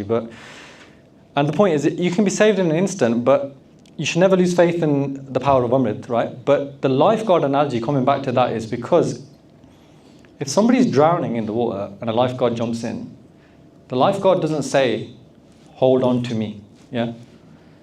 They say, hold on to that, right? What's it called? I wrote it down because I forgot. It's called a rescue tube or a life buoy. Buoy, I think? Buoy. They say hold that, right? They have either the circle ring or no lifeguard jumps in and says, I'm going to save you. They say hold on to this, because the lifeguard themselves can drown, but they're holding on to that flotation device, and then that means that they can't drown. And so when they jump in trying to saving someone, they say hold on to this. And that's what Babaji did the whole life. And sometimes we can get confused. When we say words like Babaji di kirpa de naal, the kirpa is from Maharaj, right? Babaji is just a bahana that connected us to Maharaj, right? And so Mahapurush themselves they have a lot of Kamai, but the Kamai, remember, comes from Maharaj. It's come from Gurbani. And that's the key distinction between like a fake Sant who always tries to jod you with them, or a real one. Because the real one knows that if I tell you to join to me, if I'm drowning, we're both drowning. But if we both hold on to Gurbani, then we're gonna float and we're gonna be saved. Hanji, next one. Okay, we're coming towards the end now, and then we'll do the practical exam. So, enlightened souls. I'm just going to whiz through this one a little bit quickly. So, Bhai Vaheguru Singh, very esteemed Sikh scholar, writer, intellect. A lot of people forget that he was a Mahapurush, by the way. It's only when you read about their Jivani, because I don't know what it is, when somebody is a scholar or an intellect, you seem to think they don't have any Kamai. But Bhai Vaheguru Singh was a very Kamai Guru Sikh. They did a lot of Kamai. One time, remember I said earlier, Baba Harnam Singh loved reading their book, Kalgita Chamatkar. They had never met Bhai Vaheguru Singh until 1950 because they had heard that Bhai Vaheguru Singh wasn't very well. So then they went to Amritsar, they got Darshan at Darbar Sahib, and then they went to the house, which is at St. Lawrence Street, famous road there in Amritsar. And then when they were in the foyer area, they sat on a bench with 6-7 other people. The attendee said, Bhai Vaheguru Singh is not really well today, you should all go home. Just write your message in this book and I'll pass it on to him. So everyone started writing their message. Hey Vaheguru Singh, hope you're well, get well soon, XO, as you do. When they came to Baba Harnam Singh, Baba Harnam Singh says, I don't need to write a message, he knows I'm here. And that sentence in itself is so powerful. You don't need to tell him I was here, he knows I'm here.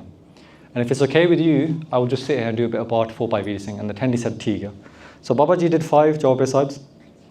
And just when they did their Ardas for the Chardi Kala of Bhai Vaheguru Singh, they were about to leave, the attendee said, Bhai Vaheguru Singh wants to meet you.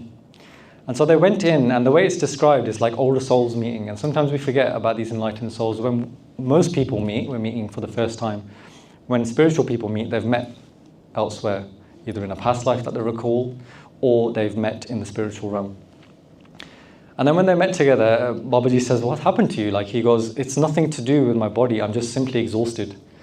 The great Guru has given me the task of translating Gurbani, but it's like sending somebody out on a boat without any paddles and saying to them, come back to shore without getting your hands wet.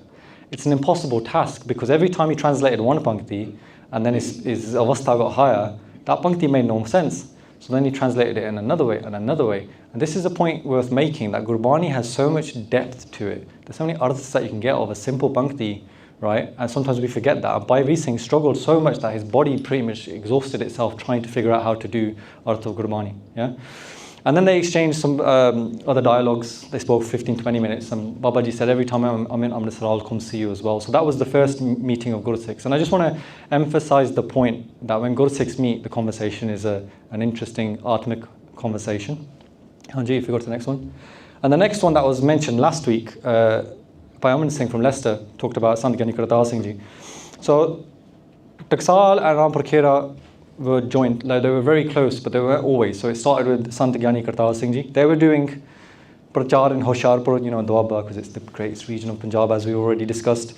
And when Babaji had heard, they sent Panch Singh with a letter to Sant Kirtan Singh Ji, and they said, please come give us your darshan at Rampur Khera. As soon as the Singhs went with the letter, Sant Kirtan Singh Ji put that letter on their forehead and they go, I wanted to meet Babaji. Right? They didn't even read the letter, they put it on their forehead, they go, I wanted to meet Babaji, and this is the bahana now. And so Sant Kirtan Singh Ji with the Jatha, and when I say Jatha in Taksal, we're talking 100 mans plus, yeah? They would always roll with at least 100 plus mans. They all came to Rampur Khera, and Babaji did the seva for everyone. They made sure they had a place to stay, they had enough food. It's not an easy task. If like 3 relatives come over, we're like, oh, now I've got to get this. 100 mans roll up within the space of an hour or two. Babaji was ready to do seva for them. Because otherwise, if you hear like the story of Taksal, when the Jatha goes anywhere, some things are sleeping on a tree, some are sleeping on top of a car, some on a tractor, etc. But Babaji made sure they all had comfort that they stay here. And then when they met again, like 2 old souls meeting, they spoke about spiritual stuff. And I would always ask Baba Seva Singh Ji, I would say, when they would meet, what would they talk about? And Babaji would, every time I asked the question, he laughs at me, he goes, Rab de bare galla, hor ki karni hai? Like, what else are they going to talk about? It wasn't like we're going to talk about politics. It's not going to, I'm going to ask you a question because I don't know the answer. They just shared spiritual experiences. And then Sant Kirtan Singh Ji would continually come to the Namabhyas Smagam, and there's 2 thoughts that were exchanged. The first was Sant Kirtan Singh Ji says, there was a distinct lack of Namabhyas in Taksal. We were so focused on reading Gurbani, and doing katha, we forgot to do simran. And so now we'll do more simran within the jatha. And we'll come to the Nama Vyas Samagam to do recharge the batteries.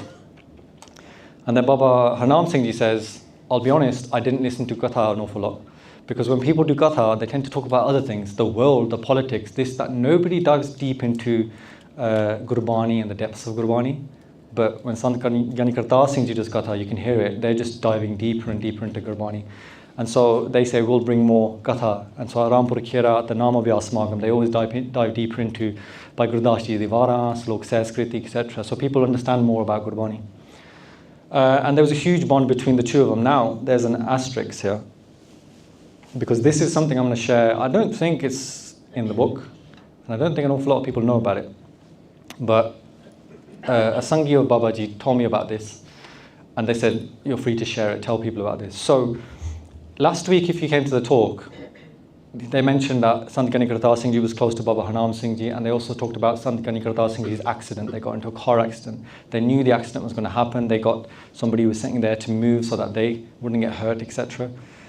But before they got into the car, they met Baba Harnam Singh ji. And they said, Babaji, tusi vi aao naal. Right, we're going to this pind, you should come with us. Now, one thing about Baba Harnam Singh ji was that they would always do Ardas in front of Maharaj before they go to somebody's house. And so I asked the question, I go, was there ever occasion that Maharaj didn't give Agya and it was a big deal? They go, this was one of the biggest deals. Because at this point, they went and did Ardas to Maharaj, and then they came back to Sant ji and they said, Maharaj ne Agya nahi diti. So Baba Harnam Singh ji, if they didn't do this, they would have been in that car as well. Yeah? And so it's an interesting thing if you think about it, because Baba Harnam Singh ji knows what's going to happen. Sant Kartar Singh ji knows what's going to happen. It's not like they didn't know. But they still played this kid of the dunya where he's like, Babaji, tusi vi aao naal. He's like, I'll go ask Agya nahi mili, main nahi aa sakda. Like, you know, that happened as well. And so it just shows the sort of connection between the two, that they had so much respect for themselves. But in that moment in time, they were not destined to leave this world together. Hanji, next slide. We're getting to the last slide now before we move on to the practical. This might go over about 10 minutes, but we did start on time, which I want to emphasize, about 5 minutes late, but earlier than most talks. But I'll summarize this bit as well. So the power of Ardas, okay? I can guarantee you there's at least one person in this room who goes to the Gurdwara near the end of Rehras and hears like the last few panktiyan, last pauriyan that are happening, and runs to do Mata Tek and runs out so they don't have to do Ardas. I can guarantee there's at least one person in this room, because that person is me. I do it all the time. I'm like, if I go there and I don't do Mata Tek in time, I have to stand for the Ardas. I'm ashamed to admit it, that's me. I've had some really bad experiences of long Ardasan. We went on New Year's Day and there was one Ardas for 25 minutes in a very hot room because I wanted to read everybody's pound donation. And so Ardas for me has always felt like I'll do it if I want to. But it wasn't that way for Baba Harnam Singh ji, right? I'm talking about Sangati Ardas. One time, a Guru Sikh, Bhai Sarvan Singh said, we're doing a part at our house, please come down. Babaji came down. You can read the book, you can find out what happened. There was a lot of bliss, Sangat together, doing part together, very good Ronak. Halfway point of an Akhanda part, they do Madadi Ardas, meaning we've made it halfway, Maharaj, please help us get to the other half. Babaji had done the Nitnem and they went and started getting ready, and they're telling Sangat that we're going to go to Madadi Ardas together. And the Gyanis just did it themselves. And then when Babaji was ready to come, the Gyanis like, oh, we've done it now. And Babaji got very upset by this. They didn't get angry, but they got upset. And they were like, why did you do that? Do you not understand the benefit of Sangat getting together to do Ardas? It's more powerful than anything. When Sangat get together to do simran, when they do Ardas, it's more powerful than if you do it by yourself. And they really made the point saying that it's your duty to tell people, Madhi Ardas hone wali hai, everybody make it to Darbar. But they didn't do that. And so Babaji would always emphasize, we should always drop what we're doing to attend Sangat at the Ardas. We know what happens every Sunday when Bhog's about to happen. We know it happens during the day during Rehras, where I try to duck in and out before and avoid it completely. But if you want any prayer answering, do an Ardas within Sangat, and then have Deg as well if they Vrtai straight afterwards. One key point in the book as well is Babaji would actually drop their Nitnem if there was Sangat the Ardas happening. That's how much they understood how powerful doing Ardas in Sangat actually is. Can you imagine that? You'd think Nitnem will be the one thing. Sorry, I'm doing my Nitnem. They would stop it, do the Ardas, and then come back and start again. Yeah? So maybe for me, definitely, if there's Ardas happening, really, we should be doing it every day, but the more you do it, you're the only one who's going to benefit. And there's another asterisk.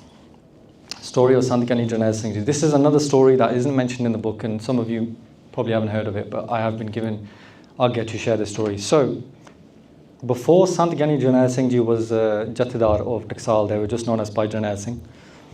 They came to Rampur Khera, because obviously they would come all the time for the samagams with Sant Kartar Singh Ji.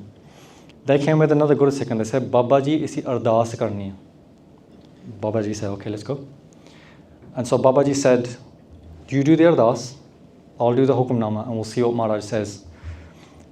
The first Singh that was with Sant Gurnanak Singh Ji, known as Bhai Gurnanak Singh then, he was known to do a lot of abhyas. He would read a lot of Bani, Japji Sahib, Panj Granthi, etc., constantly just reading Gurbani. And he had a doubt in his mind. He's saying, am I on the right path? Am I getting anything from this, like spiritually? Because I'm not quite sure. So he did his Ardas. Babaji said, you do your Ardas. And then Babaji took the Hukamnama, and then Babaji was quiet for a few minutes. And when Babaji is quiet for a few minutes, it's generally Maharaj is speaking to them. And so they said, the part that you're doing is great, but rather than doing 100 Japji Sahibs, even if you did 27 beads of a mala, so that's a quarter of a mala, even if you did 27 beads of a mala, slowly with attention and love, you'll get more benefit from that. Point being, we can read Bani over and over again, especially with Nitnem, right, like robotically. But if you want to get the benefits, you read it with attention. And the example that they gave was saying, when you read Gurbani, if you can't hear it yourself, Maharaj says, then I can't hear it. If you can't hear it, Maharaj ain't going to hear it. That's how you measure attention and dhyan. Yeah? And it's not like Maharaj hasn't given us prompts in Reras. By the time you get halfway, they say, Ka here man chit veh udam. Yeah? And it's at that point where my mind just goes like this and then comes back. I'm like, yeah, no, Maharaj say gal. And then by the next puncti, I've lost it again, right? Dhyan is very hard. But anytime you're doing, try it yourselves. Simran, if you're not listening to what you're saying, then you're not doing it properly. That's what they said. And so he said, Bishak, even if you do 27 beads of Mool Mantar, but do it with attention, that will be more meaningful to us. And so then that Singh went away. He was saying, firstly, obviously they were a bit upset, but secondly, Maharaj has given me this message for a reason, because they believe in me that I can actually do it. And now obviously you've all heard it, so you should believe in yourself that you can actually achieve the status where you do it with attention. Next up, Sant Gurnanak Singh Ji Khalsa Pindrawale. They did it Ardas, but they did it very quietly. And having done the Ardas, Baba Harnam Singh Ji took a Hukamnama, and after a few minutes they said, Jis raste tu turya, wo theek hai, pravan hai. Tu turi ja. Whatever path you're walking on now is acceptable to us. You keep going. And so we all know what happened after that. They became Jathedar, etc., the Battle of Amritsar, but they spread so much Sikhi and rose a sleeping nation. And I want to really mention that story. Firstly, from an Ardas perspective, is these Kamai Wali Guru Sikhs, right, still did Ardas for guidance. They didn't think, oh, I know I'm on the right path, I know what I'm doing. They would still do Ardas for guidance. Baba Harnam Singh Ji would always help Guru Sikhs understand either the Hukamnama or what Maharaj is telling them. And from a Sant Gurnanak Singh Ji point of view, if anyone ever says they shouldn't have done this, remember this story, right? Maharaj had already given Agya that whatever path you're walking on, it's Pravan, you can keep on walking. Hanji, so we're towards the end of the talk now. Just a very quick 30 seconds on the Rampur Khera. So I didn't mention how it was built, but just think of a really jungly area where people were too scared to go because of superstition. And now it's this. It's a big Gurdwara, Rampur Khera. It's got accommodation everywhere. It's got an eye hospital there. They give free cataract surgeries. It's got an old person's home there as well. The old people who've lost their family or the family don't want them. They can live there. Namabhyas Smagam happens the first week of April and October. Anyone can go. Babaji's Barsi happens January time. Those are the 3 times in the year you want to go. But you can go any other time as well. You'll understand the bliss of it. Next slide. Babaji's Tapasthan now is this beautifully tiled, air-conditioned room, which I think is bloody freezing. I even made a complaint. I go, why is it so cold? There's no like butter or milk here. Why is it? And Babaji just said, well, it's low, you see, and it used to be a cave, and so the sun kind of would always come in and be very hot, so they put AC in there. And I was just, I was shivering. I was doing the shivering vibe, like, like you're shivering. But you should go there anyway. It's really nice. it's an experience. That's all I can say. If you do Simran there, you'll understand exactly what I mean. That's Babaji's room, and that's the things that they have. They had a light, they had some chimte, they had a walking stick. Those are the jumpers, scarves, and a clock. And I was thinking, you can count the items that they had in like with just 2 hands. You know, just how detached they were. If I died today, Bali would spend the next 10 years trying to throw out my stuff and sell it on or get rid of it. We accumulate so much things, and it kind of puts into perspective. If you accumulate Nama, Bhyas, Kamai, you'll have very little material things. The opposite is true. If you accumulate a lot of things, very rarely do people accumulate Kamai, Nama, Bhyas, because you're attached to things, you know, Maya. So that's all I wanted to show about Babaji's Tapastan. Now what we're going to do, we are going to, if you go to the next slide, we're going to do the practical exam, okay? So it is 8:37. We're going to do this exam about 5-6 minutes, and then we'll call it close, okay? So if anybody wants to leave, you can awkwardly leave right now if you have to leave. So for this practical exam, I figured there's this pankti I found on Instagram. Somebody shared it. It's from Bhai Gurdashi's Kabits, yeah? Puchat patik tehmar gana tare pag. Pritam ke desh kaise batan se jaiye. And what they're basically trying to say in this kabit, they talk about, if I show you the path to God and you don't get on the path, how are you going to get there? You know, if I give you the medicine but you don't eat the medicine, how are you going to get better? You know, if a bride doesn't get married, how is she going to meet her husband? You know, and it's all these very basic analogies Bhai Gurdasji does. And this like came to me a few days, and I thought, you know, it would be nice to end with a practical exam, because we've spoken so much now about all these life lessons about Nama, Bhyas, Kamai, challenging the mind, etc. But it would be lovely if we could do some Simran together as well. So we're going to do it in 3 parts, okay, this practical exam. I'm just going to test something. Yeah. So this is an old recording of Baba Harnam Singh Ji doing Simran. There's a specific way in which they would do it as well. Slow, steady, resonates with your body. Yeah. And when you go to Rampur Khera, the way they do it, a lot of people think Nama Bhyas Samagam is just Simran.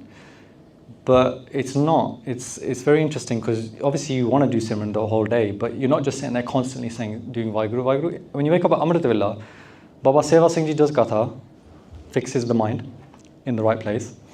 Then we do Simran for about 15 minutes, and then we sit quietly for 15 minutes. And it's not the Simran that gets you, it's the sitting quietly, because you feel something. You feel the Simran going on, even though you're not saying anything. And it's quite the experience. And then after that, they do Asadivar and so forth, and then the Simran again. And I've always loved the method, and I thought, why not try it with yourselves today? So what we're going to do today is we are going to do Simran for 3 minutes collectively. Babaji's audio, I'm going to play it on this speaker. For those of you who don't know how to do Simran, you basically just say Vaheguru, yeah? Guru Mantar. So Babaji will say Vaheguru, and then you'll hear it in the recording, the Sangat saying Vaheguru. And so you're the Sangat. So Babaji says Vaheguru, and you guys say Vaheguru. Good. And we're going to do that for 3 minutes. And after that, we're going to just be quiet. Okay, we're going to see how quiet we can be, because in Se Kinehiya, they talk about Nama Bhyas Smagam and Sant Harpreet Singh Ji was there. Thousands of people would attend, and during the 15 minutes of quiet, you couldn't even hear a baby cry. You know, so if you do it right, that quiet silence should be quite loud. And then after that, we're just going to sing some Gurbani together as well, just to re-emphasize the point, okay? So I'll start the timer now. I'll put this up, and then just join in when you get it. So you guys start with the Sangat, okay?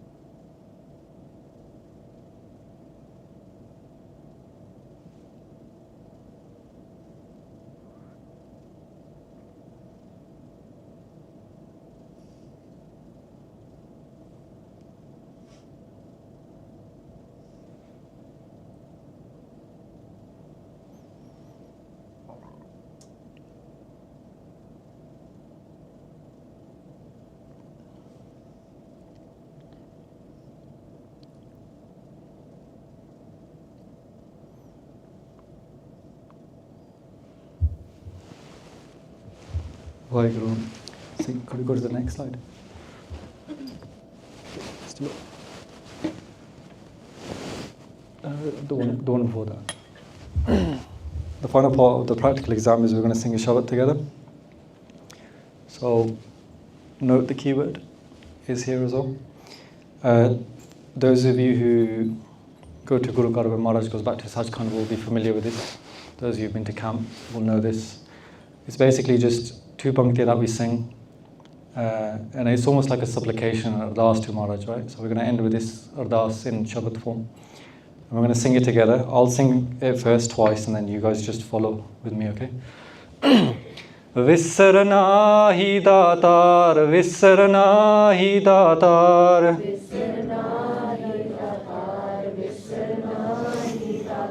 Visarna hi datar, visarna hi datar.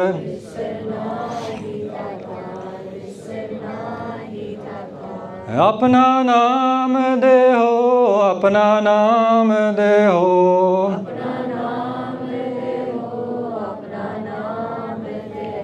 Apna naam deho, apna naam deho.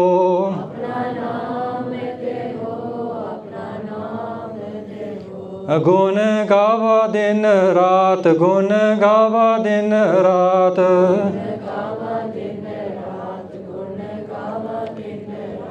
Gun gava din raat, gun gava din raat.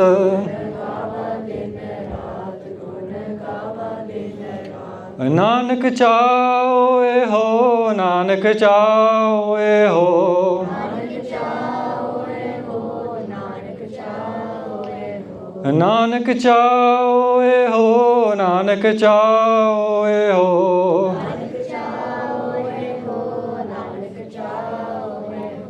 Visarna hi datar, visarna hi datar.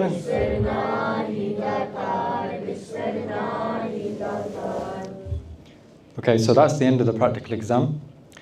You will mark yourselves, and the measure in which you mark yourself is even for a brief second or a split second, even a fraction of a second. If your mind connected to something, then you've passed the exam, okay? And that, even if it's for a split second, you said WhyGuru, you listened to WhyGuru, Even when it was quiet, you were still saying Vaheguru. And you sang Visrana hi datar apna naam deho, and you meant it. You actually have that inner desire that you don't want Maharaj's naam to ever leave you. Then you pass the exam. Okay? Now we'll finish on the pankti for the book. So Jina na visre naam Se Kinehiya is the question. Bed na janhu mool sai jehiya. They are no different from God. They're exactly the same. So at the start I was saying, I don't want to follow a dharam where you can't merge with God. Because that's what happens. You merge with God, you throw a cup of water into the ocean, you ain't getting that cup back, right? And you wouldn't say the ocean and the water from the cup is different either. It's merged. It's one. And that's what they mean by pe. Na janahu mool sahi jehiya. Man tan hoye nihal tum sang peteya. Sukh paya jan prasad dukh sab meteya. And this is another key point as well. The mind and the body just want to meet God, right? Peace is obtained by the favor of the Lord's humble servant. All pains are taken his way as well. Most of the times when you get older, you go towards Sikhi because of pains in your life, right? And we forget about the biggest pain, which is the pain of birth and death. That's why I mentioned the Karam slide, because we forget I've lived this life countless times before. Where has it gotten me? I'm still here. I'm still stuck in this dukh sukh cycle. And so, yeah, the only thing I would say now is that, if anything resonated with you during this talk, please do share it. Tag basics of Sikhi in it. Even if it's a small Sikhya, a small Sakhi, something you're going to take away, try differently, please do share it. The book is available online. Just search Se Kinehiya PDF. You get an English Gurmukhi audiobook. Jeevan Pal Singh's podcast is 4 hours. It covers about the first quarter of the book. It's part 1. And then the key bit is not to read for the sake of reading, but read because with the intention that I want to improve an aspect of my life and improve my Sikhi as well. And I want to actually get somewhere. I want to feel what these Mahapurush felt when they did Simran. I want to sit in Sangat and do more Simran. I want to do Ardas in Sangat. I want to move away from Maya, away from the troubles of the world. And so that's the end of the talk. If I made any mistakes, please do forgive me. You are the Sangat. You are the only ones who can forgive me. My intention was never to offend anyone. It was only to spread the amazing Sikhya that helped me. And so, I tried my best. But if anyone has any questions, I'll stick around for a little while, okay? Thank you, everyone. Vaheguru ji ka Khalsa, Vaheguru ji ki Fateh. Vaheguru ji ka Khalsa, Vaheguru ji ki Fateh ji. Just, oh wow, no one ever gives me one. I just want to say a quick thank you to Harpreet Singh for today's talk. From one journey to another, we've got journeys with Harnam Singh coming next week. And thank you so much for everyone that came today. If you're not in the TWGC group,